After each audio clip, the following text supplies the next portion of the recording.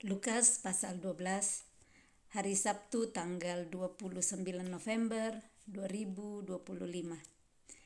Pengajaran khusus bagi murid-murid. Sementara itu beribu-ribu orang banyak telah berkerumun sehingga mereka berdesak-desakan. Ini beribu-ribu banyak sekali ya, sedang kita 50-an atau 100 sudah banyak. Ini beribu-ribu orang berkerumun. Nah, dituliskan sehingga mereka berdesak-desakan. Kalau orang sempit-sempitan gitu ya, berdesak-desakan, bisa saling keinjak kaki, bisa saling senggol kiri kanan. Tetapi kita bisa lihat sampai ribu-ribuan orang begini berkerumun karena mereka rindu untuk mendengar pengajaran Yesus. Nah, kalau kita hari ini begitu beruntungnya kita karena kita tidak perlu berdesak-desakan dengan orang lain. Kita bisa dengan nyaman duduk di rumah kita masing-masing, kita ambil Alkitab kita baca, kita bisa berkumpul bersama-sama, ada bisa saling dengar bersama-sama, berkumpul di ruangan Zoom. Ada banyak cara sekarang di mana tidak harus pergi dari satu tempat ke tempat lain seperti orang banyak ini dulu, beribu-ribu berkerumun. Nah, kita bisa bersyukur dengan keadaan kita hari ini, cuma duduk nyaman di rumah masing-masing dan kita bisa bersama-sama membaca, merenungkan firman Tuhan. Ini berdesak-desakan pasti tidak nyaman ya, apalagi kalau mungkin panas, gerah, ada yang keinjak kakinya. Kalau yang sekarang ya ibu-ibu biasa pakai hak tinggi gitu, bisa injak sakit kaki. Jadi hal ini mereka tetap tidak pedulikan karena mereka rindu untuk mendengar pengajaran Yesus. Nah, lalu Yesus mulai mengajar. Jadi mereka berkumpul beribu-ribu orang ini untuk mendengar pengajaran Yesus, dan juga kalau ada yang sakit disembuhkan, yang lemah dikuatkan. Nah, selalu seperti itu yang Yesus kerjakan selama di bumi. Lalu Yesus mulai mengajar pertama-tama kepada murid-muridnya. Jadi Yesus mengajar, tapi pertama-tama dimulai dengan mengajar kepada murid-muridnya. Katanya, waspadalah terhadap ragi, yaitu kemunafikan orang Farisi. Tidak ada sesuatu pun yang tertutup yang tidak akan dibuka, dan tidak ada sesuatu pun yang tersembunyi yang tidak akan diketahui. Karena itu apa yang kamu katakan dalam gelap akan kedengaran dalam terang, dan apa yang kamu bisikkan ke telinga di dalam kamar akan diberitakan dari atas atap rumah. Jadi kadang ada orang bergosip-gosip ya, bisik-bisik, pikir tidak akan ada yang tahu. Ini Tuhan Yesus bilang tidak ada sesuatu yang tertutup yang tidak akan dibuka. Jadi dimanapun kita berada, baiklah kita perkatakan yang baik tentang orang lain, tidak gosipkan orang, tidak cerita yang jelek orang lain. Kita berbicara yang mengeluarkan berkat. Pembicaraan kita, perkataan kita, sekalipun itu di tempat tersembunyi, adalah perkataan berkat untuk orang lain. Karena di sini jelas dikatakan, apa yang kamu katakan dalam gelap, maksudnya mungkin cuman berdua yang bicara, tetapi itu bisa sekali diketahui nantinya. Dikatakan di sini, dan apa yang kamu bisikkan ke telinga di dalam kamar, sudah di dalam kamar masih bisik-bisik, tidak ada yang dengar. Di kamar cuman berdua bisik-bisikkan, akan diberitakan dari atas atap rumah. Jadi intinya tidak ada yang disembunyikan, tidak ada rahasia yang tidak akan dibuka. Jadi baik kita terus terbuka, berbicara yang baik, kita memberkati orang-orang lain, daripada mungkin di depan orang kita baik-baik, baru di belakang kita malah menceritakan hal yang tidak baik yang secara tidak langsung menjadi kutuk buat orang lain. Aku berkata kepadamu, hai sahabat-sahabatku, janganlah kamu takut terhadap mereka yang dapat membunuh tubuh dan kemudian tidak dapat berbuat apa-apa lagi. Aku akan menunjukkan kepada kamu siapakah yang harus kamu takuti. Takutilah dia yang setelah membunuh mempunyai kuasa untuk melemparkan orang ke dalam neraka. Sesungguhnya aku berkata kepadamu, takutilah dia. Jadi yang dikatakan di ayat keempat, hai sahabat-sahabatku, ini kan dikatakan tadi pertama-tama kepada muridnya. Jadi muridnya dia panggil sahabat-sahabatnya, janganlah kamu takut terhadap mereka yang dapat membunuh tubuh. Ini dalam hal ini adalah manusia, karena manusia mungkin bisa jahat dan membunuh, tetapi sesudah membunuh tidak bisa berbuat apa-apa lagi. Tetapi Yesus bilang, aku akan menunjukkan kepadamu siapakah yang harus kamu takuti. Nah, yang harus ditakuti menurut Tuhan Yesus ialah Dia yang setelah membunuh mempunyai kuasa untuk melemparkan orang ke dalam neraka. Jadi yang perlu kita takuti adalah Bapa yang saat kita tidak taat kepada Dia, ada kuasa daripada Dia untuk melemparkan ke dalam neraka. Sesungguhnya aku berkata kepadamu, takutilah Dia. Jadi jika Tuhan di pihak kita, siapa bisa lawan kita? Saat manusia mencoba mengancam kita, saat kita berdiri di pihak yang benar, berdiri di kebenaran Tuhan, maka Dia yang akan membela kita. Pembela kita adalah Dia. Dan firman Tuhan ya, Roma 8 ayat 31 berkata, jika Tuhan di pihak kita, siapakah lawan kita? Kita terus pegang di sana, jadi orang bisa nakutin kita, ngancam kita, tapi kita tahu bahwa saat kita berdiri di atas kebenaran, Tuhan yang akan membela kita. Ayat 6, bukankah burung pipit dijual 5 ekor 2 duit? Sungguh pun demikian, tidak seekor pun daripadanya yang dilupakan Allah. Bahkan rambut kepalamu pun terhitung semuanya. Karena itu jangan takut, karena kamu lebih berharga daripada banyak burung pipit. Jadi burung pipit ini diambil perumpamaan ini 5 ekor 2 duit, murah sekali. Tetapi sungguh pun demikian, seekor pun daripadanya tidak dilupakan Tuhan. Rambut di kepala, coba kita pegang satu genggam saja rambut kita sudah tidak bisa hitung jumlahnya. Nah, apalagi seluruh rambut di kepala tidak bisa terhitung semua. Dan Tuhan bilang ini lebih berharga, engkau lebih berharga, kamu lebih berharga daripada banyak burung pipit. Dan untuk bilang bahwa sebanyak apapun rambut di kepala kita, satu helai pun yang jatuh Tuhan tahu. Tuhan sangat tahu seluruh kehidupan kita. Jadi kenapa kita mau mempercayakan hidup kita kepada manusia, kita takut manusia? Bukan artinya kita tidak menghargai dan menghormati sesama, tetapi yang perlu kita hormati, kuduskan yang lebih dari semua adalah Tuhan. Kita sudah baca di pembacaan Hosea bagaimana Tuhan mengecam orang-orang Israel, Efraim yang lebih memilih ke Asyur, lebih memilih Mesir, berhala-berhala lain, untuk takut kepada mereka, menyembah kepada berhala-berhala daripada kepada Tuhan.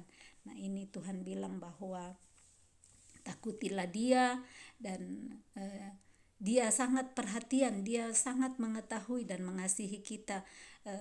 Sedangkan burung pipit pun yang kelihatannya sangat tidak berharga, 5 ekor pun hanya dihargai dengan 2 duit, tapi tidak seekor pun daripadanya yang dilupakan Allah. Apalagi kita, betapa berharganya kita. Karena kadang kita merasa tidak berharga. Nah, mari kita ingat firman ini, bahwa Tuhan menciptakan kita serupa dan segambar dengan Dia.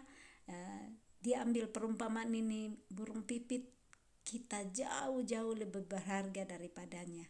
Ya, dikatakan di sini, karena itu jangan takut, karena kamu lebih berharga daripada banyak burung pipit. Ayat 8, aku berkata kepadamu, setiap orang yang mengakui aku di depan manusia, anak manusia juga akan mengakui dia di depan malaikat-malaikat Allah.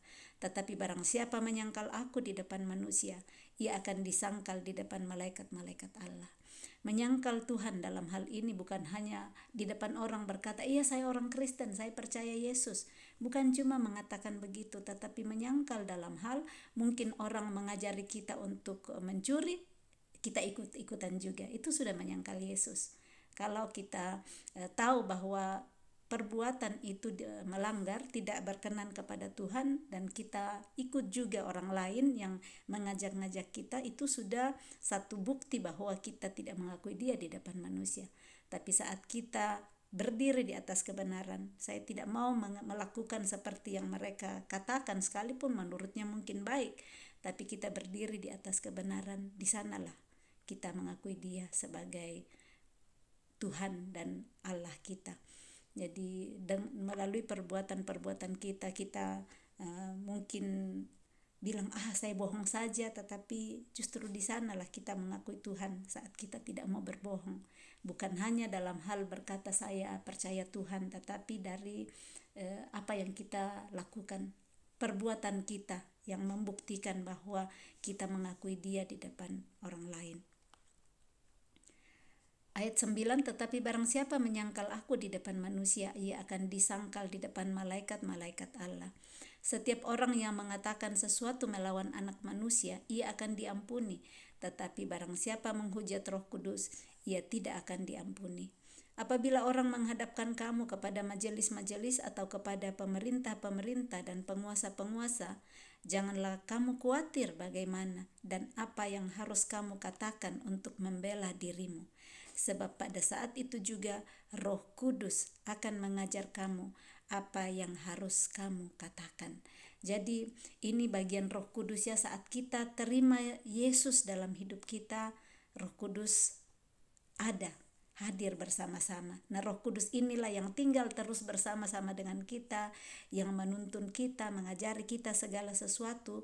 Nah, di sini di ayat 10 dikatakan, setiap orang yang mengatakan sesuatu melawan anak manusia akan diampuni, tetapi barang siapa menghujat Roh Kudus, ia tidak akan diampuni. Nah, menghujat Roh Kudus artinya Roh Kudus yang sudah ada di dalam kita mengingatkan kita kalau kita mau mencuri, mau berbohong, mau berzina atau apa saja yang lain yang tidak sesuai dengan kehendaknya. Roh Kudus sudah ngajarin kita di dalam hati, tapi kita lawan. Kita tidak mau dengar, kita bilang cuma sekali kok, tidak apa-apa, cuma sekali saya kompromi, cuma sekali dilarang tapi saya mau bikin kan, cuma sekali ini saja. Nah, sekali itu dan sekali lagi dan sekali lagi sampai kita sudah terlalu terbiasa dengan kompromi-kompromi yang kita lakukan, dan itu yang menghujat Roh Kudus, tidak mendengar apa yang Roh Kudus sampaikan kepada kita. Nah, saat terus-menerus kita tidak mau dengar, saat Roh Kudus ingatin, kita sudah tahu bahwa cepat mendengar, lambat untuk berbicara dan lambat untuk marah, tapi orang belum selesai bicara sudah langsung marah-marah. Atau ada satu khotbah saya dengar, seorang suami mengirimkan ke istrinya, dia bilang, kamu negatif, ini masa COVID dulu ya. Istrinya langsung balas marah, kamu lebih-lebih lagi, kamu setiap kali negatif semua, kamu suami yang begini dan begitu. Dia balas dengan kata-kata yang sangat mengecam suaminya. Lama suaminya diam, baru suaminya bilang, saya mau bilang kamu negatif COVID. Bukan negatif dalam arti dia adalah orang yang negatif. Jadi belum dengar dan tanya baik-baik negatif apa, sudah marah duluan, sudah tersinggung duluan.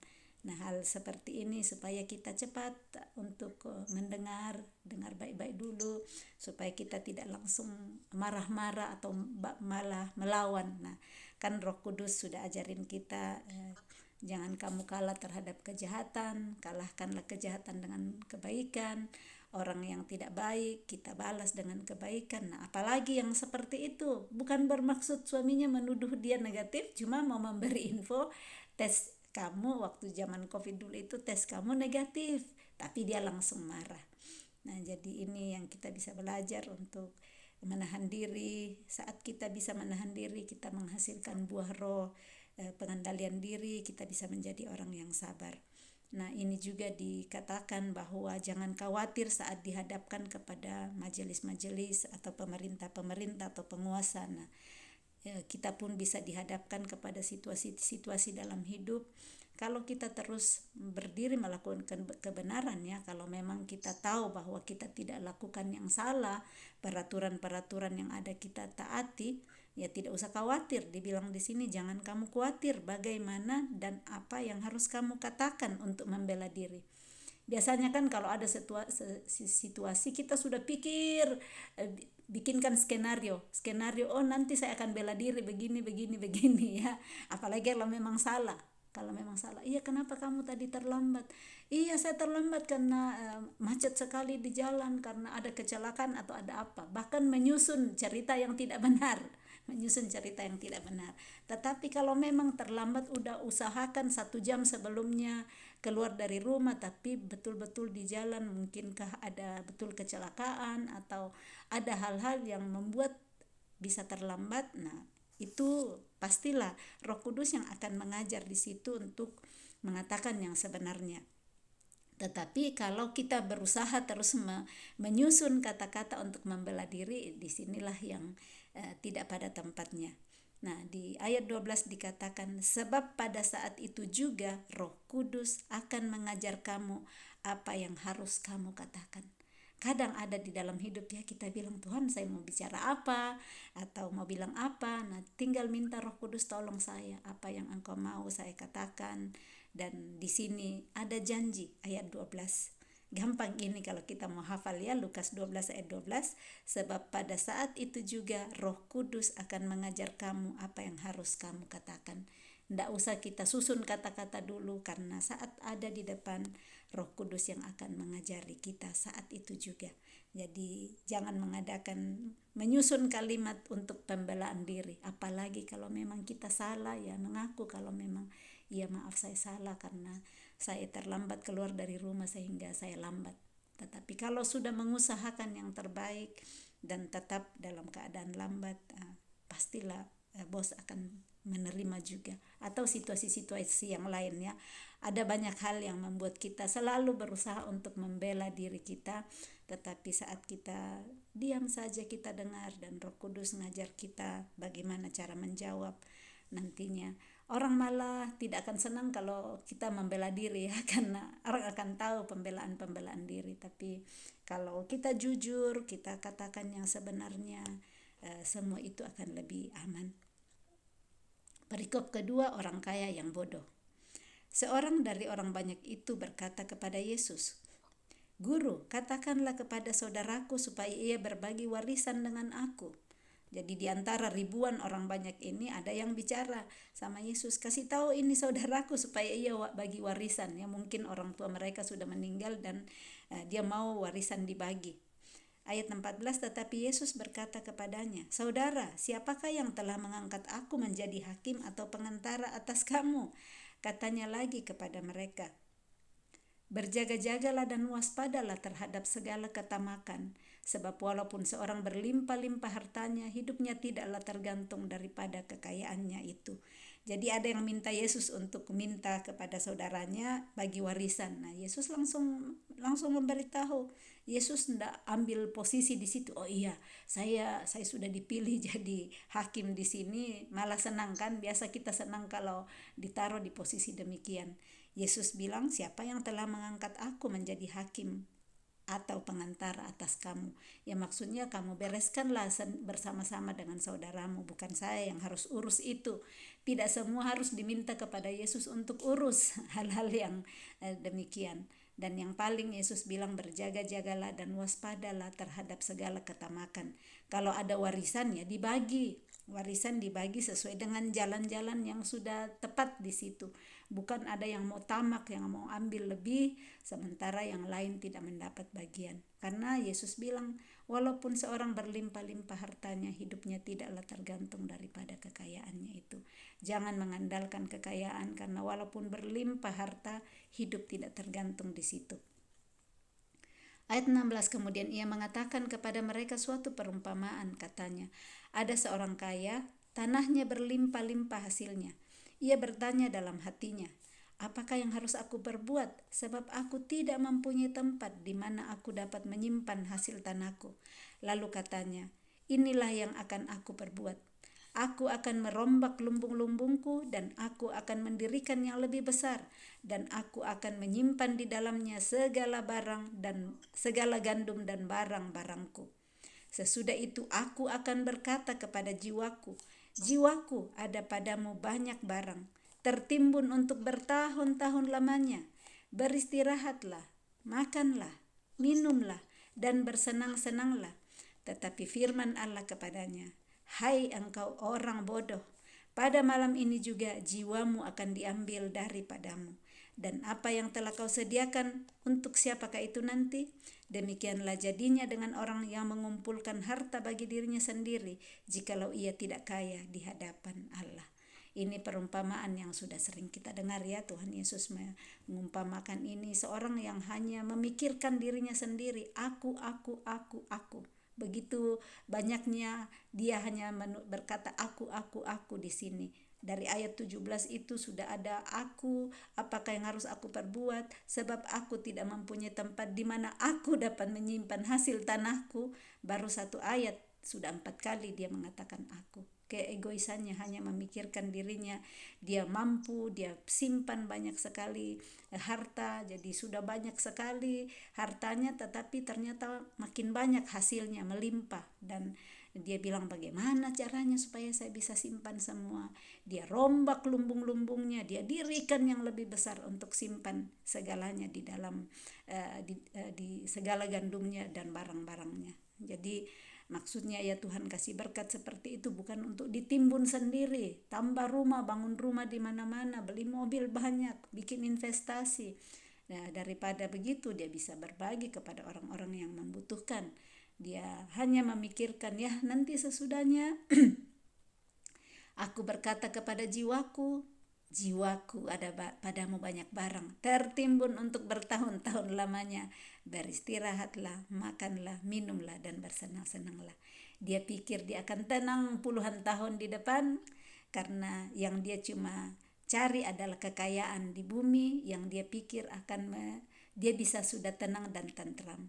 Tapi dia tidak tahu bahwa ada kekayaan di hadapan Allah yang dia harus cari. Malam itu juga Tuhan bilang, malam ini juga jiwamu akan diambil daripadamu. Apa gunanya kita mempunyai seluruh dunia tetapi kita tidak punya kehidupan lagi. Nah, ini yang Yesus mau ajarkan supaya kita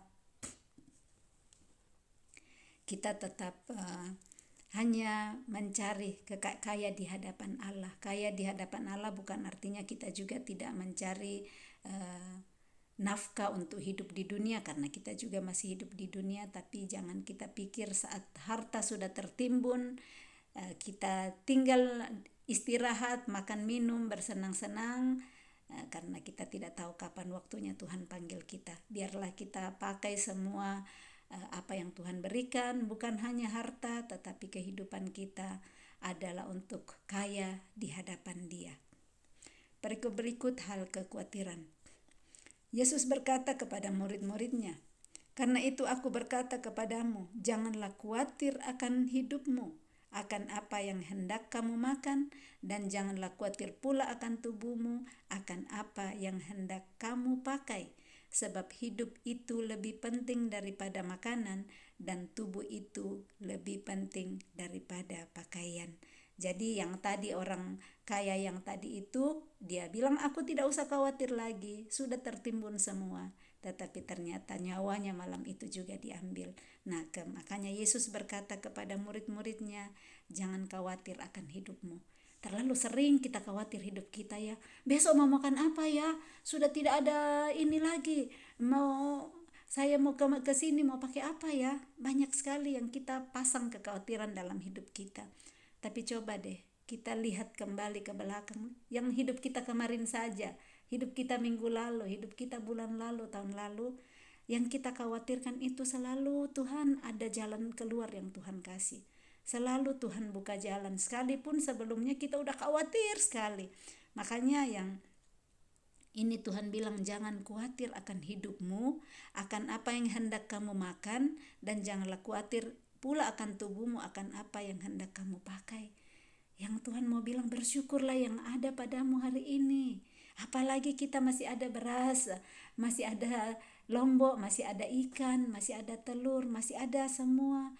Masih ada air, kita putar keran, ada air, kita tinggal masak yang harus direbus. Kalau di Eropa kami tidak usah rebus, tinggal diputar keran, minum, ambil air. Nah, apa yang mau dikhawatirkan? Dan kita selalu menaruh kekhawatiran dalam hati. Ya besok mau ini ya, masih 2 bulan ke depan sudah takut ini. Jadi Tuhan mau mengajarkan untuk bersyukur setiap hari. Bersyukur setiap hari dan tidak memusingkan diri dengan terlalu banyak hal. Tapi itulah manusia, banyak sekali yang sudah dipusingkan, dipikir-pikirkan, yang akhirnya membuat sakit, membuat tambah tidak senang. Padahal kalau bersyukur yang hari ini, kemarin ya coba hitung-hitung berkatnya Tuhan. Puji Tuhan, kemarin kami bisa menikmati makan mungkin ada ikan yang saudara kasih, atau bisa saja tetangga kasih, atau teman baik. Banyak sekali yang Tuhan bisa pakai untuk memberkati kita. Jadi maksudnya di sini, janganlah khawatir akan hidup kita, akan apa yang hendak kita makan dan kita pakai, tapi bersyukur setiap hari. Sebab hidup itu lebih penting daripada makanan, dan tubuh itu lebih penting daripada pakaian. Kalau kita masih hidup, itu penting sekali daripada makanan. Yang utama adalah hidup. Carilah hidup. Tuhan selalu katakan, kepadamu hari ini aku perhadapkan hidup atau mati. Pilihlah hidup. Jadi mari kita terus pilih hidup setiap hari, bukan sibuk terus, tidak ada lagi makanan besok.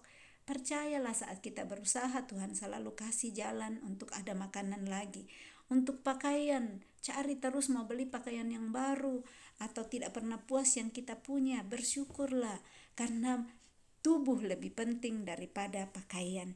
Kalau tubuh sakit, mau pakaian pesta apapun gak bisa dipakai. Itu pakaian yang cantik-cantik, cuma dipakai karena kita cuma di rumah, di tempat tidur.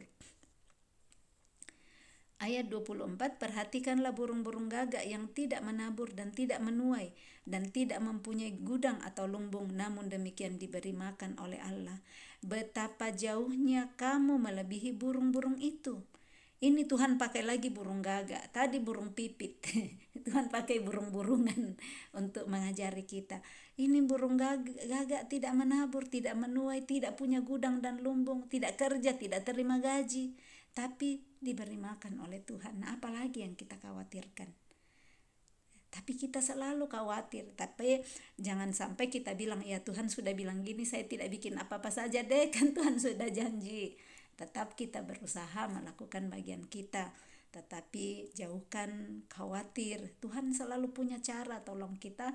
Yang penting kita dari kitanya juga ada usaha di situ. Ayat 25, siapakah di antara kamu yang karena kekhawatirannya dapat menambahkan sehasta pada jalan hidupnya? Jadi jikalau kamu tidak sanggup membuat barang yang paling kecil, mengapa kamu khawatir akan hal-hal lain? Jadi kalau kita khawatir, apakah bisa kasih tambah hidup kita sehasta? Banyak kekhawatiran kita tidak bisa menambah sehasta pada jalan hidup kita. Ganti khawatir dengan bersyukur. Ini dua kata yang kita bisa gantikan dalam hidup kita. Daripada khawatir, saya mau bersyukur setiap hari. Bersyukur, menyanyi, bersyukur kepada Tuhan, bersyukur kepada Tuhan, sebab Ia baik. Bersyukur kepada Tuhan. Kalau kita latih diri kita itu, kita nyanyikan setiap hari, kita akan bersyukur, dan itu akan mengusir kekhawatiran-kekhawatiran dalam hidup kita. Jadi kita latih diri menyanyi bersyukur, tetapi bersyukur jangan sampai di hati tetap hitung-hitung khawatirnya. Kita bersyukur terus dari hari ke hari. Jadi jikalau kamu tidak sanggup membuat barang yang paling kecil, mengapa kamu khawatir akan hal-hal lain? Perhatikanlah bunga bakung yang tidak memintal dan tidak menenun, namun aku berkata kepadamu, Salomo dalam segala kemegahannya pun tidak berpakaian seindah salah satu dari bunga itu. Jadi jika rumput di ladang yang hari ini ada dan besok dibuang ke dalam api, demikian didandani Allah.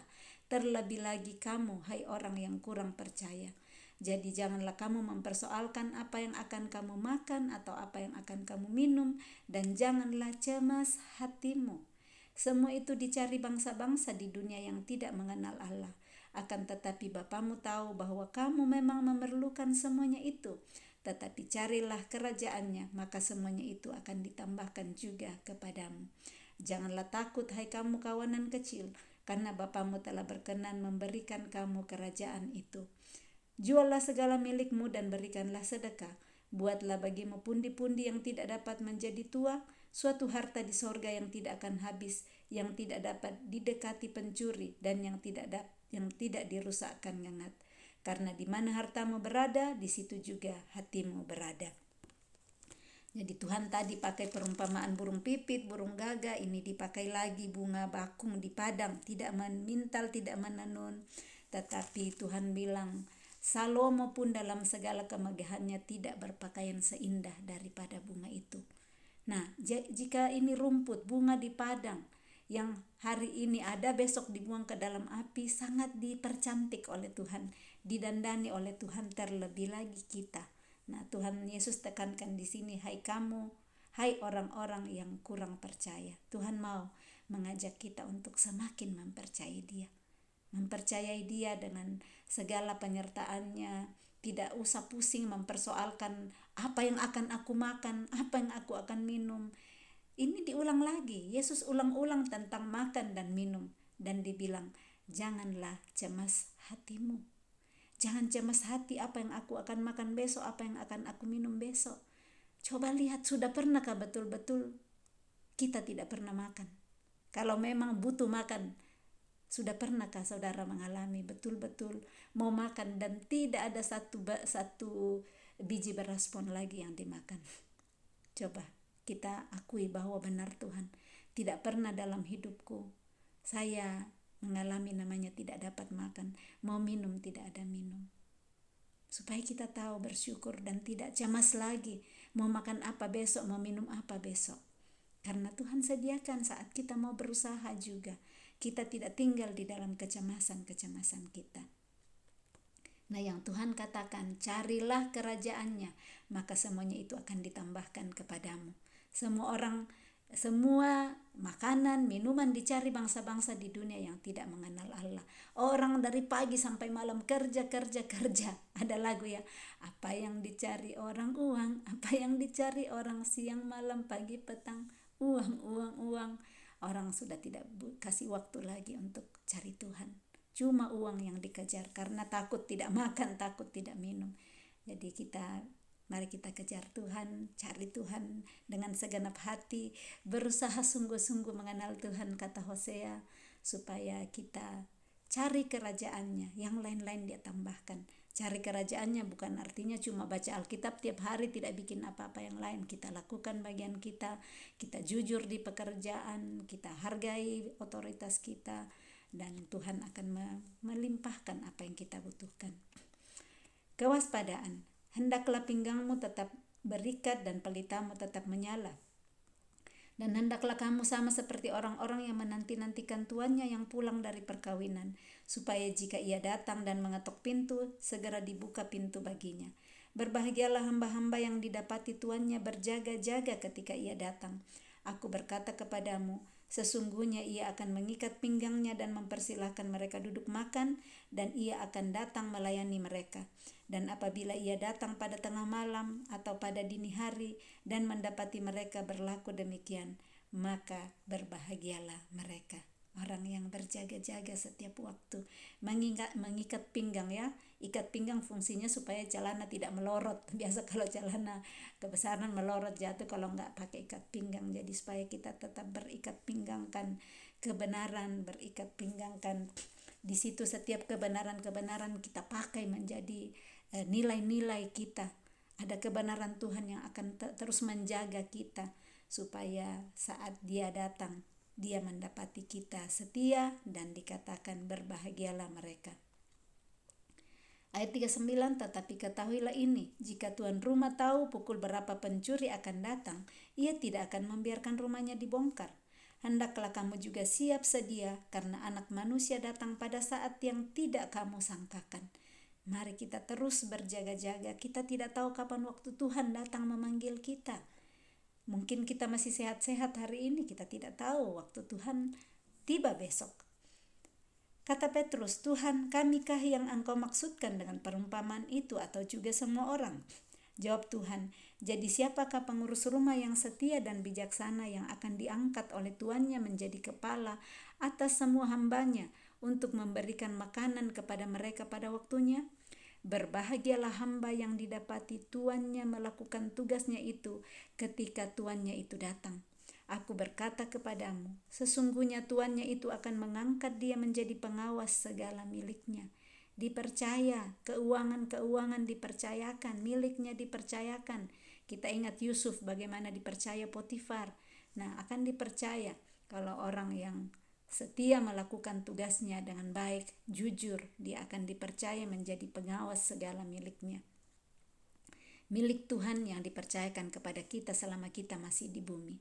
Ayat 45, akan tetapi jikalau hamba itu jahat dan berkata di dalam hatinya, Tuanku tidak datang-datang, lalu ia mulai memukul hamba-hamba laki-laki dan hamba-hamba perempuan dan makan, minum, dan mabuk, maka Tuan hamba itu akan datang pada hari yang tidak disangkakannya dan pada saat yang tidak diketahuinya, dan akan membunuh dia dan membuat dia senasib dengan orang-orang yang tidak setia.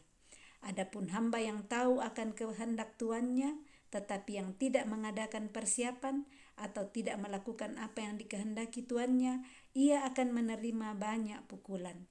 Tetapi barang siapa tidak tahu akan kehendak tuannya dan melakukan apa yang harus mendatangkan pukulan, ia akan menerima sedikit pukulan. Setiap orang yang kepadanya banyak diberi, daripadanya akan banyak dituntut. Dan kepada siapa yang banyak dipercayakan, daripadanya akan lebih banyak lagi dituntut. Jadi kalau kita sudah tahu Tuhan larang dan kita terus lakukan, ini yang akan mendapat banyak pukulan. Tetapi ini kalau tidak tahu apa yang tuannya mau, kehendak tuannya mungkin dia mau kalau saya pulang semua rumput sudah dicabut misalnya. Dia tidak tahu, dia tidak lakukan, katanya ini kurang sedikit pukulan. Tapi yang sudah dikasih tahu, bersihkan rumput, pulang tuannya tidak lakukan, itu akan dapat banyak pukulan. Jadi kalau kita tahu Tuhan Yesus bilang jujur dan kita tidak jujur, ya pukulan akan dapat banyak daripada orang yang tidak tahu. Yesus membawa pemisahan. Ayat 49, aku datang untuk melemparkan api ke bumi, dan betapakah aku harapkan api itu telah menyala. Aku harus menerima baptisan, dan berapakah susahnya hatiku sebelum hal itu berlangsung? Kamu menyangka bahwa aku datang untuk membawa damai di bumi? Bukan, kataku kepadamu, bukan damai melainkan pertentangan. Karena mulai dari sekarang akan ada pertentangan antara 5 orang di dalam satu rumah, 3 melawan 2 dan 2 melawan 3. Mereka akan saling bertentangan, ayah melawan anaknya laki-laki dan anak laki-laki melawan ayahnya, ibu melawan anaknya perempuan dan anak perempuan melawan ibunya, ibu mertua melawan menantunya perempuan dan menantu perempuan melawan ibu mertuanya. Jadi ini maksud Tuhan Yesus, pemisahan yang ada kebenaran-kebenaran. Saat ada kebenaran yang sudah disampaikan di dalam satu rumah, ada 5 orang, mungkin tidak semua menerima kebenaran-kebenaran itu. Kalau satu mengatakan jujur dalam segala hal, mungkin yang lain bilang, ya tidak apa-apa, ini cuma sedikit-dikit bohong saja. Nah itu akan bertentangan lah orang, karena bagaimana menangkap nilai-nilai yang Yesus ajarkan.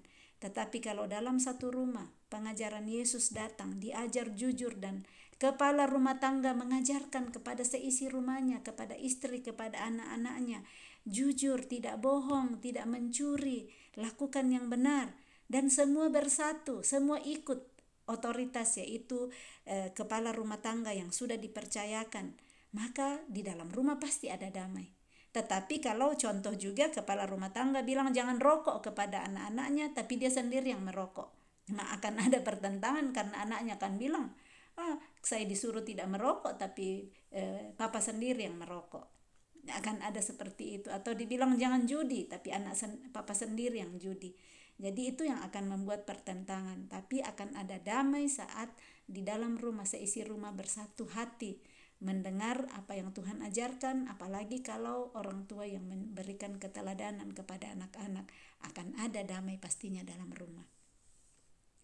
Menilai zaman. Yesus berkata pula kepada orang banyak, apabila kamu melihat awan naik di sebelah barat, segera kamu berkata akan datang hujan, dan hal itu memang terjadi. Dan apabila kamu melihat angin selatan bertiup, kamu berkata hari akan panas terik, dan hal itu memang terjadi. Hai orang-orang munafik, rupa bumi dan langit kamu tahu menilainya, mengapakah kamu tidak dapat menilai zaman ini? Jadi kadang orang lihat ya, pagi-pagi lihat banyak sekali awan, sudah langsung bilang akan ada hujan besar, atau langit mulai gelap. sudah bisa diprediksi, tapi Tuhan bilang bahwa kamu tidak dapat menilai zaman ini. Bagaimana di zaman ini sudah begitu banyak hal-hal yang tidak berkenan kepada Tuhan, itu di zaman Yesus dulu ya. Nah sekarang zaman kita, apa yang kita bisa lihat dengan semua perubahan-perubahan cara-cara hidup manusia di zaman sekarang ini. Ayat 57, dan mengapakah engkau juga tidak memutuskan sendiri apa yang benar? Sebab jikalau engkau dengan lawanmu pergi menghadap pemerintah, berusahalah berdamai dengan dia selama di tengah jalan, supaya jangan engkau diseretnya kepada hakim, dan hakim menyerahkan engkau kepada pembantunya, dan pembantu itu melemparkan engkau ke dalam penjara. Aku berkata kepadamu, engkau tidak akan keluar dari sana sebelum engkau membayar hutangmu sampai lunas. Jadi maksudnya di sini bagaimana mau untuk merendahkan hati kalau sudah tahu salah, sebelum diseret ke pengadilan, sebelum diseret dibawa ke penjara, mengaku salah lah. Mungkin orang yang memberi hutang atau kita salah, ya rendah hatilah untuk minta maaf saya belum bisa bayar, atau maaf benar saya sudah salah, daripada terus menerus mempertahankan bahwa dia benar padahal sudah tahu salah, dan itu dikatakan pasti akan dilemparkan ke dalam penjara. Lebih rugi dan menderita kalau kita mempertahankan kekerasan hati, mempertahankan ego, daripada kita rendah hati mengakui, mencari perdamaian, berdamai sama orang yang mungkin akan menuntut karena memang kita yang salah di sana, supaya mungkin ada keringanan, tidak harus masuk penjara, bisa mengurus, bekerja dengan baik, membayar hutang sampai lunas tanpa melalui proses penjara. Dibutuhkan kerendahan hati di sana. Amin. Demikian firman Tuhan yang terus datang menolong kita, mengajari kita banyak sekali hal hari ini untuk kita terus bersyukur dan tidak khawatir, tidak cemas. Kita yang bangkitkan di dalam jiwa kita, hai jiwaku jangan takut, hai jiwaku jangan cemas, tetapi teruslah percaya, teruslah berharap kepada Tuhan, dan terus bersyukur dalam segala keadaan. Selamat berakhir pekan. Tuhan Yesus memberkati. Shalom.